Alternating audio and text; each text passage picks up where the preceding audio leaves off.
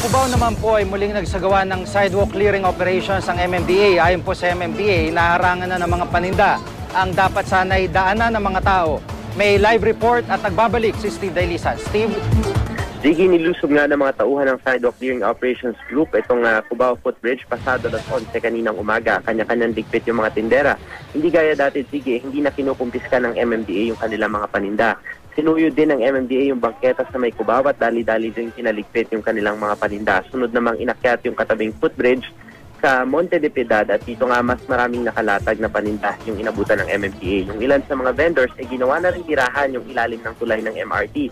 Ayon sa mga tindera na kausap ng GMA News ay kapag kinaboy daw sila, sumusunod naman sila. Yun nga lang, wala raw garantiya na hindi na sila babalik. Wala naman daw kasi silang pambayad dun sa pwesto sa palengke. Hinanap naman Ziggy ni Sidewalk Clearing Operations Group Head Ed Lara, yung team leader na nakapwesto sa Cubao. Responsibilidad daw kasi niya dapat na panatilihing clear sa anumang obstruction itong mga footbridge. Ire-recommenda raw niya ang agarang suspensyon ng hindi na pinangalan ng team leader pati na yung mga tauhan nito. Ayon naman kay MMDA Chairman Francis Tolentino, sisikapin daw nilang hindi maging marahas yung pagtataboy sa mga vendor at magdaragdag pa raw sila ng mga bantay. Kababalik-balik lamang natin doon sa mga pinuntahan nating footbridge kaninang umaga, Ziggy, at gaya nga ng inaasahan ay business as usual na muli ang mga vendor ngayong rush hour. Ziggy.